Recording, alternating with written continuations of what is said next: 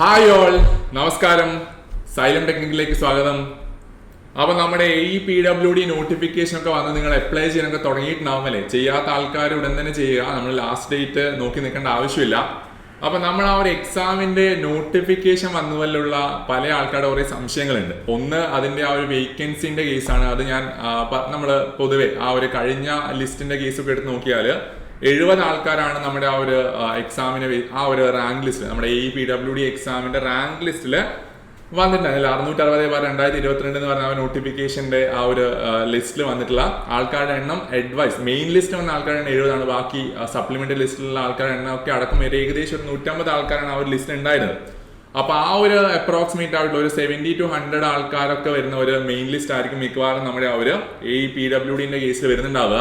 പക്ഷെ ഇതിൽ വരുന്ന ഒരു കാര്യം എന്ന് പറയുന്നത്, നമ്മൾ പൊതുവെ ആ ഒരു AEPWD എക്സാം വന്നു കഴിഞ്ഞാൽ അതിന് കൂടുതൽ തന്നെ വരുന്നതാണ് ആ ഒരു ഇറിഗേഷൻ എക്സാം. അപ്പൊ അതുകൊണ്ട് ആ ഒരു എക്സാം ഉടൻ തന്നെ ആ ഒരു നോട്ടിഫിക്കേഷൻ വരാനുള്ള ഒരു ചാൻസ് ഉണ്ട്. എക്സാം മിക്കവാറും ഒരുമിച്ച് തന്നെ നടക്കാനുള്ള ഒരു ചാൻസ് അവിടെ വരുന്നുണ്ട്. അപ്പൊ അതിനേക്കാളും മുന്നേ ചിലപ്പോൾ എന്താണ് നമ്മുടെ ആ ഒരു കേരള വാട്ടർ അതോറിറ്റി എന്ന് പറയുന്ന ആ ഒരു പ്രൊഫൈലുള്ള ആ ഒരു എക്സാം അല്ലെ, അതും നടക്കാനുള്ള ഒരു ചാൻസ് ഉണ്ട്. അപ്പൊ മിക്കവാറും ഈ പറഞ്ഞ എല്ലാം കൂടി ഒരുമിച്ച് നോട്ടിഫിക്കേഷൻ വരികയാണെങ്കിൽ പൊതുവെ കാണുന്ന രീതിയിൽ അല്ലെ, എക്സാംസിന്റെ ആ ഒരു സിലബസ് ഒക്കെ സെയിം ആണെങ്കിൽ അതിന്റെ എല്ലാ എക്സാംസും കൂടി ഒരുമിച്ചായിരിക്കും നടക്കാനുള്ള ഒരു ചാൻസ്. അപ്പൊ നമ്മൾ ഈ ഒരു വീഡിയോയിൽ ചെയ്യാൻ പോകുന്നത്, ഡിസ്കസ് ചെയ്യാൻ പോകുന്നത് എന്ന് പറയുന്നത്, ആ ഒരു എക്സാം നടക്കാനുള്ള ആ ഒരു സമയം എപ്പോഴാണെന്നുള്ളത്. അത് ഏകദേശം ഒരു ടെന്റേറ്റീവ് ആയിട്ട് ഡേറ്റ്സിനെ പറ്റി നമുക്കൊന്ന് നോക്കാം അല്ലെ. അപ്പൊ ആ ഒരു പ്രോബിലിറ്റി ആണ് നമുക്കറിയാം അല്ലെ. പ്രോബിലിറ്റി എന്നുള്ളൊരു കേസിന് ആ ഒരു ടെന്റേറ്റീവ് ആയിട്ടുള്ള ഡേറ്റ് വരുന്നത് അതുപോലെ തന്നെ നടക്കണമെന്നില്ല. എന്നാലും ഏകദേശം ആ ഒരു ടൈം ലൈന് കീപ്പ് ചെയ്തിട്ടായിരിക്കണം ആ ഒരു എക്സാം നടക്കാനുള്ള ഒരു ചാൻസ്. അപ്പൊ മിക്കവാറും നമുക്കൊരു ഏറ്റവും ആ ഒരു എക്സാമിന്റെ നോട്ടിഫിക്കേഷൻ ഉണ്ട്, അതിന്റെ ഏറ്റവും മുന്നേ ഏറ്റവും എന്താണ് ഏർലിയസ്റ്റ് ആയിട്ട് എക്സാം നടക്കുന്ന ഡേറ്റ് ഞാൻ ആദ്യം നമുക്കൊന്ന് നോക്കാം. അത് കഴിഞ്ഞിട്ട് പിന്നെ ആ ഒരു ഏറ്റവും ലേറ്റസ്റ്റ് ആയിട്ട് അല്ലെ, ആ ഒരു നമ്മൾ കൺസ്ട്രക്ഷൻ മാനേജ്മെന്റൊക്കെ പഠിക്കുന്ന രീതിയിൽ ആ ഒരു ഏർലിയസ്റ്റ് സ്റ്റാർട്ട് ടൈം അല്ലെങ്കിൽ ആ ഒരു ലേറ്റസ്റ്റ് ആയിട്ടുള്ള ആ ഒരു ടൈമിലുള്ള രീതിയിൽ നമുക്ക് കാര്യങ്ങൾ നമുക്കൊന്ന് നോക്കാം. അപ്പൊ ആ ഒരു നോട്ടിഫിക്കേഷനിലേക്ക് പോകുന്നതിന് മുന്നേ നമ്മുടെ ആ ഒരു ഇതിന് മുന്നേ ഉള്ള ആ ഒരു എക്സാമിന്റെ കേസ് നമുക്ക് ആദ്യം ഒന്ന് പറയാം. അതായത് ലാസ്റ്റ് നോട്ടിഫിക്കേഷൻ അതുപോലെ ആ ഒരു എക്സാമിന്റെ ആ ഒരു കേസ് നോക്കിയാൽ നമ്മുടെ AEPWD എക്സാമും അതുപോലെ AE ഇറിഗേഷൻ എക്സാം ഇതിന് മുന്നേ ഉണ്ടായിട്ടുള്ള ആ ഒരു എക്സാമിന്റെ കേസുകൾ അല്ലെ, ആ ഒരു 2 എക്സാമുകള് നോട്ടിഫിക്കേഷൻ വന്നിട്ടുണ്ടായിരുന്നത് നിങ്ങൾക്ക് ആ ഒരു ബോക്സിൽ കാണാവുന്നതാണ്. അല്ലെ. അതായത് 660/2022 നമ്മുടെ PWD AE എക്സാം, അതുപോലെ ഇറിഗേഷന്റെ 662/2022, അതുപോലെ 663/2000 അതിന് ഡിപ്പാർട്ട്മെന്റ് എക്സാമും കൂടി ഉണ്ടായിരുന്നു അല്ലെ. അപ്പൊ ആ ഒരു കേസിൽ ആപ്ലിക്കേഷൻ ഡേറ്റ് നമ്മുടെ പ്രൊഫൈലിൽ വന്ന് December 31 അതുപോലെ അതിന്റെ ലാസ്റ്റ് ഡേറ്റ് January 31 ആയിരുന്നു 2023. അപ്പൊ ആ ഒരു കേസ് January 31 ലാസ്റ്റ് ഡേറ്റ് ഉണ്ടായിരുന്ന ആ ഒരു നോട്ടിഫിക്കേഷനിൽ എക്സാം നടന്നത് June 6 June 6, 2023 ആ ഒരു എക്സാം നടന്നിട്ടുണ്ടായിരുന്നത്. അപ്പൊ ആ ഒരു കേസ് നമുക്ക് നോക്കിയല്ലേ, ആ ഒരു ജനുവരി കഴിഞ്ഞ് ഫെബ്രുവരി, മാർച്ച്, ഏപ്രിൽ, മെയ്, ജൂൺ ആ ഒരു 5ാമത്തെ മാസത്തിനോട് എക്സാം നടന്നിട്ടുണ്ട്. അതിന്റെ അകത്തുള്ള കേസ് എന്ന് പറയുന്നത് ജൂലൈയിൽ പൊതുവെ കുറെ കാലമായിട്ട് നമ്മുടെ ആ ഒരു ജൂൺ ജൂലൈ കാലഘട്ടത്തിലാണ് നമുക്ക് പൊതുവെ ഒരുപാട് എക്സാംസ് നടക്കുന്നത്. അപ്പൊ അതിൽ തന്നെ മെയിൻ എക്സാംസ് ഒക്കെ നമ്മുടെ ആ ഒരു ജൂൺ ജൂലൈ എന്ന് പറയുന്ന ഒരു കേസിൽ നടക്കുന്ന സിറ്റുവേഷനിൽ നമ്മുടെ അസിസ്റ്റന്റ് പ്രൊഫസറും അതുപോലെ പോളി ലെക്ചർ എക്സാംസ് ഒക്കെ ആ ഒരു ഗ്രൂപ്പിൽ ഉണ്ടായിരുന്നു. അപ്പൊ അതുകൊണ്ട് അത് രണ്ടും നടന്നിട്ടുണ്ടായിരുന്ന ആ ഒരു ജൂലൈയിലാണ്. അത് കഴിഞ്ഞിട്ട് നമ്മുടെ ഈ റീസെന്റ് ആയിട്ടുള്ള LSTD 573/2024 എന്ന് പറയുന്ന ആ ഒരു നോട്ടിഫിക്കേഷനിലും ആപ്ലിക്കേഷൻ ഡേറ്റ് December 31 സ്റ്റാർട്ട് ചെയ്തിട്ട് January 21 എൻഡ് ചെയ്യുന്ന രീതിയിലാണ് ഉണ്ടായിരുന്നത്. അപ്പൊ ആ കേസിൽ എക്സാം നടന്നത് ജൂലൈയിലായിരുന്നു അല്ലെ. ജൂലൈ 8 നമുക്ക് ആ ഒരു എക്സാം നടന്നത്. ആ കേസിൽ എന്താണ് നമുക്ക് പറഞ്ഞല്ലോ, ഫെബ്രുവരി ഉണ്ട്, മാർച്ച്, ഏപ്രിൽ, മെയ്, ജൂൺ കഴിഞ്ഞ 6ാമത്തെ മാസമാണ് ആ ഒരു എക്സാം നടന്നത്. അപ്പൊ ഇപ്പൊ റീസെന്റ് ആയിട്ട് വന്നിട്ടുള്ള ആ ഒരു എക്സാമിന്റെ നോട്ടിഫിക്കേഷൻ നമ്മുടെ AEPWDന്റെ കേസിൽ നോട്ടിഫിക്കേഷൻ സ്റ്റാർട്ട് ചെയ്തപ്പോഴായിരുന്നു നമ്മുടെ ആ ഒരു നോട്ടിഫിക്കേഷൻ ആ ഒരു ആപ്ലിക്കേഷന്റെ ആ ഒരു പ്രൊഫൈൽ ഓപ്പൺ ആയത് നമുക്ക് ആ ഒരു July 31 അതുപോലെ നമുക്ക് September 1 വരെയാണ് നമുക്ക് ആ ഒരു പ്രൊഫൈൽ നമുക്ക് അത് അപ്ലൈ ചെയ്യാനുള്ള ലാസ്റ്റ് ഡേറ്റ് അല്ലെ. അപ്പൊ നമ്മൾ ആ ഒരു ടൈം ലൈൻ നോക്കിയാൽ എന്താണ് സെപ്റ്റംബർ മുതൽ അങ്ങോട്ട് കഴിഞ്ഞാണെങ്കിൽ സെപ്റ്റംബർ, ഒക്ടോബർ, നവംബർ, ഡിസംബർ, ജനുവരി കഴിഞ്ഞിട്ട് ഒരു ഫെബ്രുവരി അല്ലെ, ഒരു 6ാമത്തെ മാസം ഒരു ഫെബ്രുവരിയാണ് ഇവിടെ വരുന്നത്. അപ്പൊ അതുകൊണ്ട് ആ ഒരു ഫെബ്രുവരിയിൽ എക്സാം നടക്കുമെന്ന് വെച്ചാൽ February 2026 നമ്മുടെ കഴിഞ്ഞ ആ ഒരു 2 നോട്ടിഫിക്കേഷൻ ഒരു 5 മാസം 6 മാസം കഴിഞ്ഞിട്ട് എക്സാം നടന്നിട്ടുണ്ട്. അപ്പൊ അതുകൊണ്ട് ഫെബ്രുവരിയിൽ എക്സാം നടക്കുമോ എന്ന് ചോദിച്ചാൽ അതിനുള്ള ചാൻസ് വളരെ കുറവാണ്. അപ്പൊ നമുക്ക് ആ ഒരു ഏർലിയസ്റ്റ് ടൈം എന്ന് പറഞ്ഞ ഒരു ഫെബ്രുവരിനേക്കാളും ശേഷം അല്ലെങ്കിൽ ഒരു മാർച്ച് ഒക്കെ വേണമെങ്കിൽ കൺസിഡർ ചെയ്യാവുന്നതാണ്. സോ ആ ഒരു ഫെബ്രുവരിയിൽ എക്സാം നടക്കുമോ എന്നുള്ള ആ ഒരു ക്വസ്റ്റ്യൻ മാർക്കിൽ ഞാൻ നടക്കില്ല എന്ന് പറഞ്ഞ കാരണം എന്താന്ന് പറഞ്ഞാൽ നമ്മുടെ ഇതിന് മുന്നേ നടന്ന ആ ഒരു PWD AE എക്സാംസിന്റെ ഭാഗമായിട്ട് ആ റാങ്ക് ലിസ്റ്റ് പബ്ലിഷ് ചെയ്തിട്ടുണ്ടായിരുന്നത് അല്ലെ.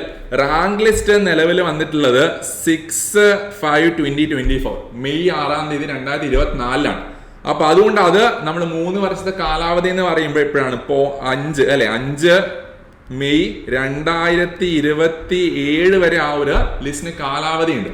അപ്പൊ നമ്മൾ ഈ ഫെബ്രുവരിയിലോ അല്ലെങ്കിൽ അതിനുശേഷം മേ ബി ആ ഒരു ടൈം ലൈനിൽ എക്സാം നടന്നാൽ പിന്നെ ഒരു വർഷവും ഒരു 3 മാസം കൂടി ആ ഒരു ടൈം ലൈൻ അവിടെ ഉണ്ട് അല്ലെ. അപ്പൊ കറന്റ്ലി നമ്മുടെ ആ ഒരു PSC ഇപ്പോഴുള്ള ആ ഒരു പോക്ക് വെച്ചിട്ട് പൊതുവെ ഒരു എക്സാം കഴിഞ്ഞാൽ ഒരു 8 മാസം 10 മാസം കൊണ്ട് ആ ഒരു ലിസ്റ്റ് പബ്ലിഷ് ചെയ്യുന്ന ഒരു സിസ്റ്റത്തിലേക്ക് PSC മാറിയിട്ടുണ്ട്. അത്യാവശ്യം അത്ര ഒരു കുറച്ചും കൂടി ഫാസ്റ്റർ ആയിട്ടുണ്ട് അല്ലെ.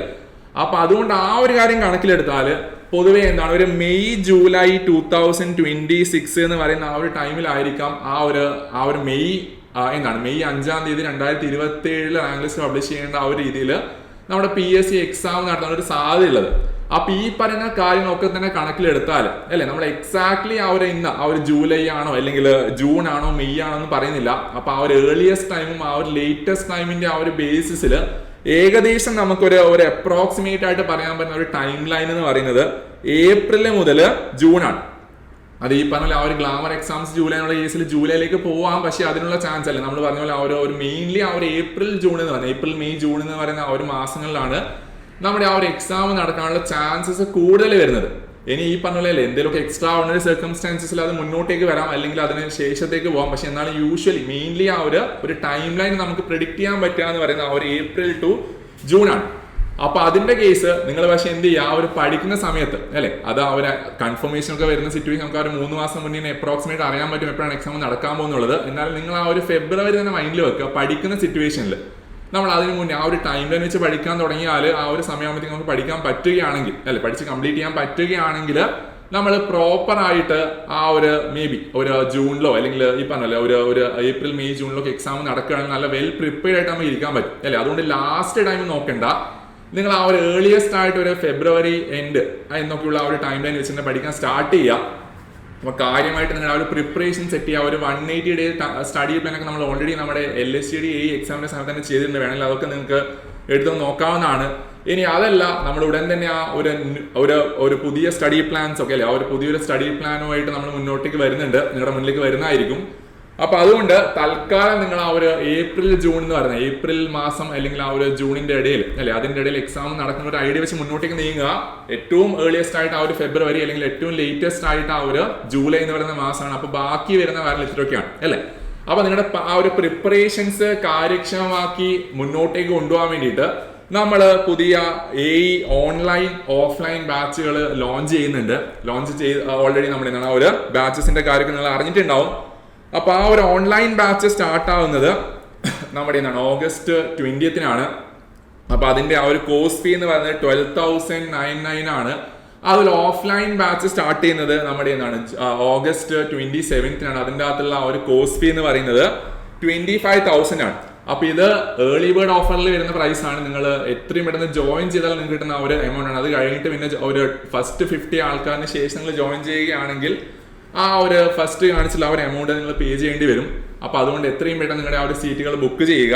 ആ ഒരു നമ്പർ താഴെ കാണിച്ച നമ്പർ 9995 നമ്പറിൽ വിളിച്ചിട്ട് നിങ്ങൾ ബാക്കിയുള്ള ഡീറ്റെയിൽസ് അന്വേഷിക്കുക. അപ്പൊ നമുക്ക് ആ ഒരു PWD എന്ന് പറയുന്ന ആ ഒരു സ്വപ്ന പോസ്റ്റിലേക്കുള്ള പ്രിപ്പറേഷൻ സ്റ്റാർട്ട് ചെയ്യാം അല്ലെ. അപ്പൊ നമുക്ക് ക്ലാസ്സുകളിൽ കാണാം. നിങ്ങളുടെ പ്രിപ്പറേഷൻസ് ഊർജ്ജസ്വലമായിട്ട് നിങ്ങൾ സ്റ്റാർട്ട് ചെയ്യുക. അപ്പൊ ഓൾ ദ ബെസ്റ്റ്, ബൈ.